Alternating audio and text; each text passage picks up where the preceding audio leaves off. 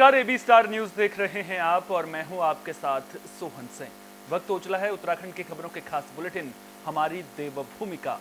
आजकल एक ट्रेंड चल रहा है। दरअसल आपको अगर भगवान के दर्शन करने हैं तो उसके लिए मंदिर जाने की जरूरत नहीं है। आपको मोबाइल ऐप के जरिए आसानी से भगवान के दर्शन हो जाएंगे, मंदिर के दर्शन हो जाएंगे।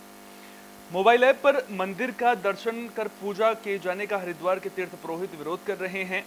श्री मंदिर मोबाइल ऐप ने उत्तराखंड समेत कई राज्यों के मंदिरों को इस ऐप में शामिल किया है, जिससे आप घर बैठे ही मंदिर की जानकारी, दर्शन, पूजा अर्चना इस ऐप के जरिए कर सकते हैं। इतना ही नहीं, आप घर बैठे मंदिर में होने वाली नित्य पूजा अर्चना की जानकारी भी ले सकते हैं, जिसका हरिद्वार के तीर्थ पुरोहित विरोध कर रहे हैं। तीर्थ पुरोहितों ने कहा है कि मंदिर में जाकर एक पॉजिटिव ऊर्जा महसूस होती है। इन सब ऐप से वो अनुभूति प्राप्त नहीं हो सकती है। तीर्थ पुरोहित उज्जवल पंडित ने कहा कि मोबाइल ऐप से मंदिरों के दर्शन कर दान दक्षिणा देने से मोबाइल ऐप कंपनियां पैसे कमाएंगी। इससे पुजारियों और तीर्थ पुरोहितों के रोजगार पर असर पड़ेगा। उन्होंने कहा कि तीर्थ स्थल और धार्मिक स्थलों का अपना महत्व होता है, इसलिए इस तरह के मोबाइल ऐप को बढ़ावा नहीं दिया जाना चाहिए।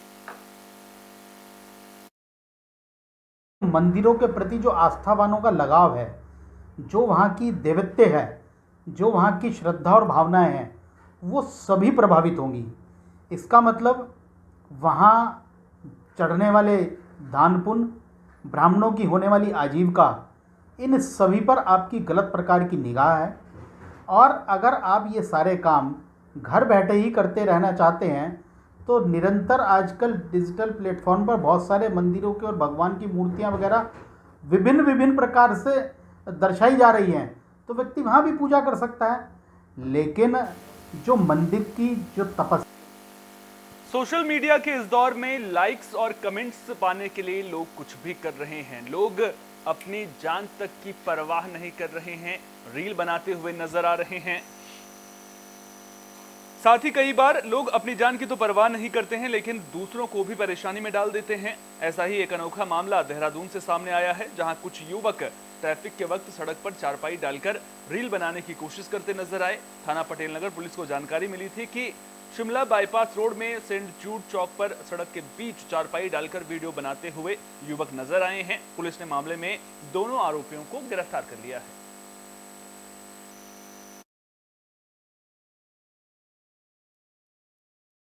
देखिए, सोशल मीडिया पर बहुत ज़्यादा प्रचलन हो गया कि लाइक्स और शेयर के लिए कुछ लोग आपत्तिजनक वीडियो या कानून विरुद्ध ऐसे वीडियो बनाते हैं। और आज ऐसे ही एक सोशल मीडिया पर एक वीडियो मिला जो सेंट जूड चौक पर चारपाई लगाकर प्रातःकाल वहाँ पर बैठ गए और वहाँ पर रील बनाई गई थी, उसको अपलोड कर दिया गया था, जिसमें बहुत सारे पब्लिक के नेगेटिव कमेंट्स भी आए और उसमें इस चीज़ की भर्त्सना भी की गई कि एकदम एक्ट गलत है। और इसको संज्ञान में लेते हुए पुलिस की जो सोशल मीडिया सेल द्वारा इसको संज्ञान में लेते हुए इसमें जाँच की गई और जाँच के बाद इसमें थाना पटेल नगर पर मुकदमा भी 2 लोग पर दर्ज किया गया, जिनका नाम गौरव व अब्दुल है। उत्तराखंड के नैनीताल से हादसे की खबर सामने आ रही है। दरअसल यात्रियों से भरी एक बस खाई में गिर गई। हादसे में 7 लोगों की मौत की खबर है। हादसा नैनीताल के कालाढूंगी रोड पर नालिनी के पास हुआ। जानकारी के मुताबिक 32 लोग इस बस में सवार थे, जो कि हिसार से नैनीताल घूमने आए थे। हादसे में अब तक 7 यात्रियों की मौत की खबर है। बस के खाई में गिरते ही घटनास्थल पर एसडीआरएफ और एनडीआरएफ की टीम ने रेस्क्यू ऑपरेशन चलाया। हादसे में घायल यात्रियों को इलाज के लिए अस्पताल में भर्ती कराया गया है। लापता यात्रियों की खोज के लिए एसडीआरएफ और एनडीआरएफ की टीम घटनास्थल पर बचाव अभियान चला रही है। अस्पताल में भर्ती कई घायल यात्रियों की हालत नाजुक बताई जा रही है। नैनीताल के मंगोली क्षेत्र में एक स्कूल बस के गिरने की सूचना आई थी, लेकिन बाद में जब हमारी रेस्क्यू टीम यहाँ पहुँची तो पता लगा कि स्कूल की बस नहीं, इसमें स्कूल के टीचर थे और ये नैनीताल घूमने आए थे। यहाँ से हरियाणा हिसार के लिए वापस जा रहे थे। वापस जाते टाइम ये बस दुर्घटनाग्रस्त हुई। इसमें 30-32 लोग बताए जा रहे हैं। इनमें से 25 लोगों को रेस्क्यू कर लिया है। बाकी जो लोग हैं उनके रेस्क्यू का कार्य चल रहा है। यहाँ एसडीआरएफ की, लोकल पुलिस की टीमें, स्थानीय जो हमारी डिजास्टर की टीम है, वो सारी टीमें हैं और अगले आधे घंटे में लोकसभा चुनाव से पहले कांग्रेस पार्टी एक्शन मोड में नजर आ रही है। कांग्रेस ने धामी सरकार के खिलाफ मोर्चा खोल दिया है, तो लगातार कांग्रेस का प्रदर्शन देखने को मिल रहा है। इसी कड़ी में हल्द्वानी के बुद्ध पार्क में कांग्रेस ने बड़ा धरना प्रदर्शन किया, जिसमें कांग्रेस प्रदेश अध्यक्ष करण माहरा, नेता प्रतिपक्ष यशपाल आर्य और हल्द्वानी विधायक सुमित हरदेश मौजूद रहे। बता दें कि हल्द्वानी जिले के डोलमार के पास होटल रिवरव्यू में कैसीनो के मामले में सफेदपोश लोगों पर कार्रवाई की मांग को लेकर कांग्रेस ने धरना दिया। नेता प्रतिपक्ष यशपाल आर्य ने सवाल उठाते हुए कहा कि सबको पता है कि वो होटल बीजेपी के नेता संचालित करते थे। वहीं कांग्रेस प्रदेश अध्यक्ष करण माहरा ने कहा कि बीजेपी की कथनी और करनी में अंतर है। अंकिता भंडारी हत्याकांड हो या फिर नैनीताल जिले में अवैध कैसीनो, दोनों मामलों में सफेदपोश नेताओं पर कार्रवाई आखिर क्यों नहीं हो रही है।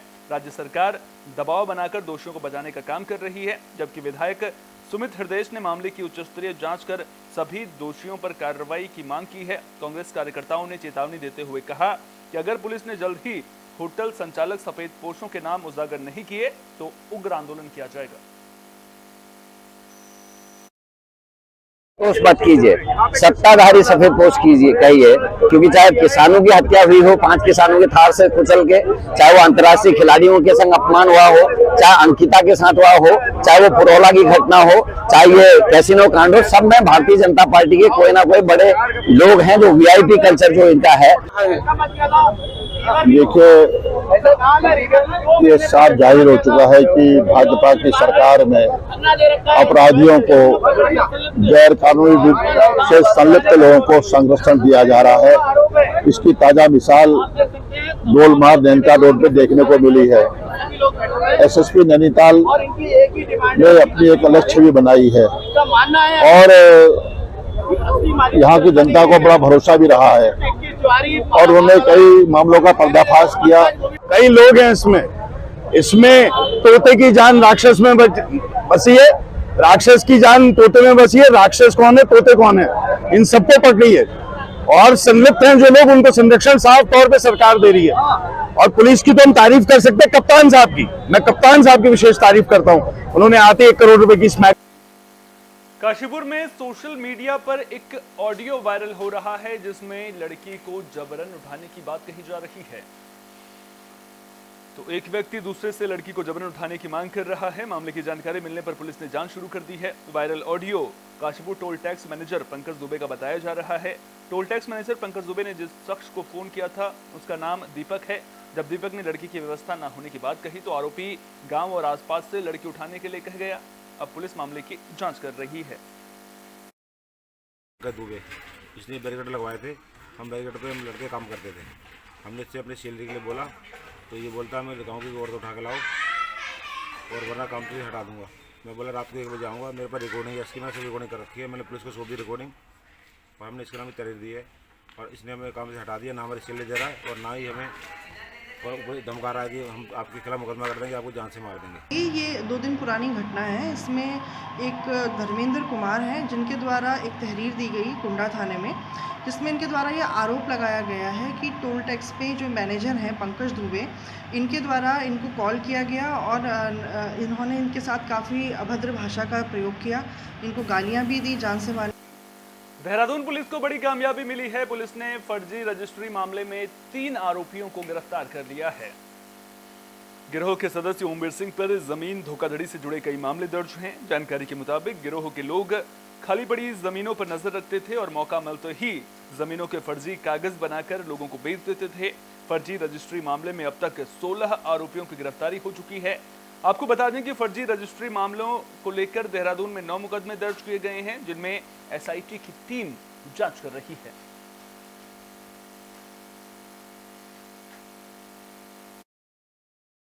राजपुर रोड पर जहाँ आप देख रहे हो नस्ती कोट, उसके पीछे लैंड दी है 2 ढाई बीघे की। रक्षा सिन्हा उसकी जन्मी ओनर है, उसके फादर के नाम से, बहन के नाम है। ये लेडी रहती है बाहर, इंग्लैंड में, बाहर विदेश में रहती है। और इसमें एक केस राजपुर थाना डालवाला में भी लिखा हुआ था जिसकी इन्वेस्टिगेशन चल रही है। उसमें भी कोई एक अलग लोग का बताया था कि उनको रक्षा सिन्हा जी की जो लैंड है ये दिखाते हुए बना दिया कि उनके द्वारा एक गिफ्ट डीड या वो दे दी गई है, तो जिसके कारण उसमें कुछ लोग के खिलाफ मुकदमा लिखा। ये चली रही थी क्योंकि अभी 1.5 महीने हुए हैं। इसी दौरान जब ये रजिस्ट्री फर्जीवाड़े का जो ये ओपन हुआ तो इसमें भी कुछ ये संदिग्ध है, जिसमें एआईजी स्टैम्प के द्वारा भी जो रजिस्ट्रियां संदिग्ध पाई गई थी उसमें भी एक केस कोतवाली में लिखा हुआ है। तो देखा जाए एक ही लैंड पर 2 केस थे, लेकिन वो अलग किसी पर लिखा हुआ है, अन्य पार्टी है।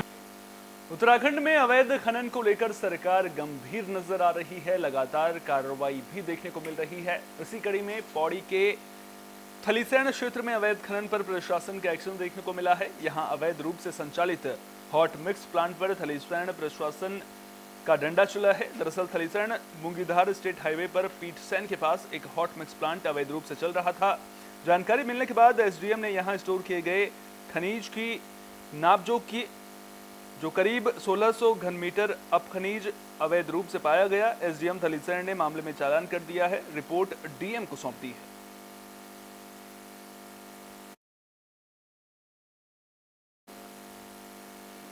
बुलेटिन में बात विकासनगर की, जहां हरबर्टपुर पुलिस को बड़ी कामयाबी मिली है। एक आरोपी को अवैध खुखरी के साथ गिरफ्तार किया गया है।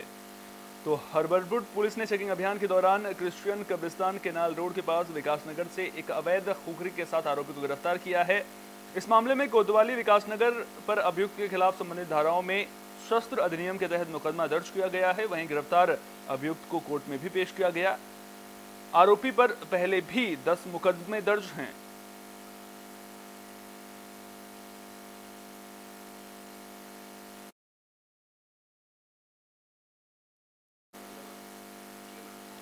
भारत तिब्बत सीमा पुलिस को 27 नए अधिकारी मिल गए हैं। दरअसल मसूरी में पासिंग आउट परेड का आयोजन किया गया था। एक साल की कठिन प्रशिक्षण प्राप्त करने के बाद परेड में अंतिम चरण के बाद ये अधिकारी आईटीबीपी की मुख्यधारा में शामिल किए गए। वहीं पासिंग आउट परेड में शामिल मुख्य अतिथि अनीश दयाल सिंह, भारतीय पुलिस सेवा महानिदेशक, भारत तिब्बत सीमा पुलिस बल ने अपने नवनियुक्त अधिकारियों को बधाई दी है। आईटीबीपी के 27 पास आउट होने वाले अधिकारियों में राजस्थान से 4, महाराष्ट्र से 3, उत्तर प्रदेश, झारखंड, केरल, उत्तराखंड और मध्य प्रदेश से 2-2, आंध्र प्रदेश, बिहार, छत्तीसगढ़, दिल्ली, हिमाचल, तमिलनाडु, तेलंगाना, कर्नाटक, लेह लद्दाख और असम से एक प्रशिक्षार्थी शामिल है। It's a very proud moment for me and my family. I'm very grateful to them that they have come here and graced this occasion with their presence. Along with my parents, my near neighbors are all my close relatives have also come here, my cousins. I'm very grateful to all of them. क्या मानते हैं, एक साल की कठिन training रही है आपकी, ट्रेनिंग के दौरान क्या क्या अनुभव आपके रहे और आप क्या पूरी तरीके से तैयार हैं? During 1 year long training, the training has been very fruitful and very informative. गर्व महसूस हो रहा है और एक साल का पूरा कठिन ट्रेनिंग के बाद तो और भी मतलब हैप्पी फील हो रहा है। सारी जितने भी पनिशमेंट्स हैं, सारे जितने भी हैप्पी मोमेंट्स हैं अपने बैचमेट्स के संग सर, वही याद है सर। और जब भी हम बाद में कभी मिलेंगे तो सर यही सब याद रहेगा सर। और ट्रेनिंग सर हार्ड पार्ट होता है, बट सर अगर आप मसूरी के राधा कृष्ण मंदिर सभागार में श्रीमद् भागवत कथा का आयोजन किया गया, जिसको सुनने के लिए दूर दूर से लोग पहुंचे थे।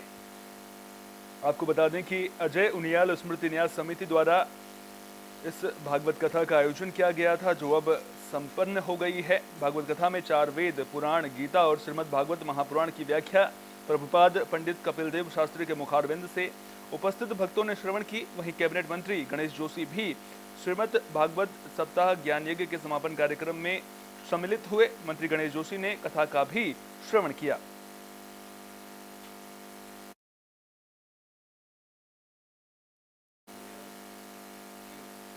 उत्तराखंड में खेलों को बढ़ावा देने के लिए लगातार पहल की जा रही है। इसी कड़ी में मसूरी में भी प्रतियोगिता का आयोजन किया गया।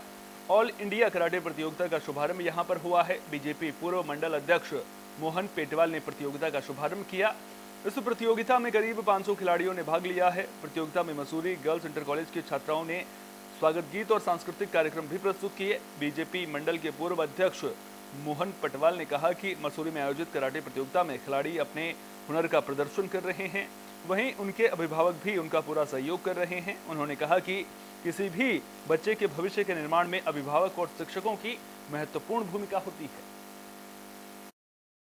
इंडियन कराटे फेडरेशन द्वारा यहाँ पर एक चैंपियनशिप कराई गई, जो कि यूनाइटेड वॉरियर कप के नाम से उनको 2023 के नाम पर यहाँ पर टाउन हॉल में आयोजित की गई, जिसमें 500 से आगे से ज़्यादा पार्टिसिपेंट यहाँ पर लगभग 11 से अधिक राज्यों से यहाँ पर आए।